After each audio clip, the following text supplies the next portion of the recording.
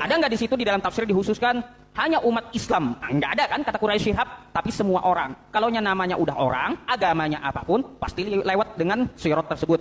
Kalaunya kita melewati sirat, itu ada referensinya.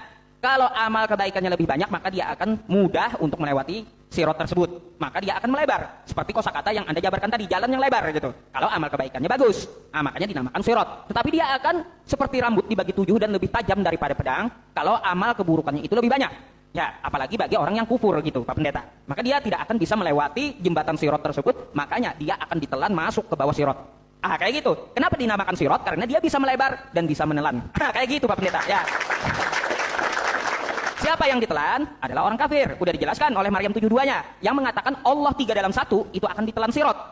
Saya udah jabarkan berdasarkan cara tafsir saya melalui ayat Al-Quran ke ayat yang lainnya. Teman-teman semuanya, tadi saya udah menyampaikan kepada Anda ya. Dan menjelaskan. Kata di situ wariduha bukan dakholuha. Ya, bukan dakholuha, tapi wariduha. Mendatangi, melewati itu. Ya, jadi kalau amalnya bagus, maka dia akan melebar. Tapi kalau dia kufur, mengatakan Allah 3 dalam 1, ya, maka dia akan ditelan oleh sirat tersebut. Pak Pendeta, untuk masalah tafsir, sebenarnya saya udah baca semua tafsir, mau Ibnu Katsir atau Muyasar, tafsir dari Arab Saudi, Quraisy Shihab, saya udah semua baca itu, Pak. Jadi itu di dalam otak saya semua. Dari semua tafsir itu, ada yang memakai dari hadis Nabi juga gitu ya. Bukankah semua mendatangi neraka? Sama gitu. Dari semua tafsir itu sama, mengatakan bahwa akan mendatangi neraka semua manusia, apapun agamanya. Pak Pendeta, selain menjelaskan Al-Quran, saya juga ingin menanyakan sesuatu di dalam Bible Anda gitu. Berkaitan di Wahyu 7. Coba kita lihat di Wahyu 7. Ya. Judul perikopnya, Pak Pendeta ya.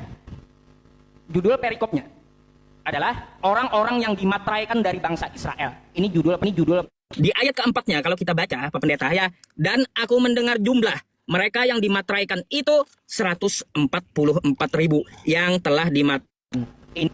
Orang Yahudi yang masuk surga dari bangsa Israel cuma 144.000. Sekarang Kristen mana materainya? Ya. Mana materai dari Kristen mana? Materai dari Kristen mana? Coba, kok Yahudi aja yang masuk surga? Terus kita surganya juga cuma 144.000 orang ya. Jadi surga untuk Kristen di mana? Kapasitasnya 144.000 doang. Untuk Kristen nggak ada tempat berarti ya. Hanya untuk bangsa Israel surga itu nggak ada untuk Kristen. Makanya kan kata Yesus seperti apa? Dia itu Pak Pendeta akan menyelamatkan orang yang percaya. Ternyata yang percaya dengan Yesus cuma 12 orang. 12 orang dari Yesus, sisanya dari bangsa Israel yang mengikuti Nabi Musa. Sekarang bagi penyembah Yesus, mana surganya? Di mana Yesus mengatakan aku menjamin surga untuk Kristen, kan nggak ada. Dalil seperti itu tertulis gitu, nggak ada. Tetapi orang yang percaya kata Yesus. Sekarang saya mau tanya, di mana materai Kristen masuk surga? Itu kan materai dari Israel ada toh, 144.000 doang kapasitas surganya. Nah tempat untuk Kristen mana? Silakan dijabarkannya.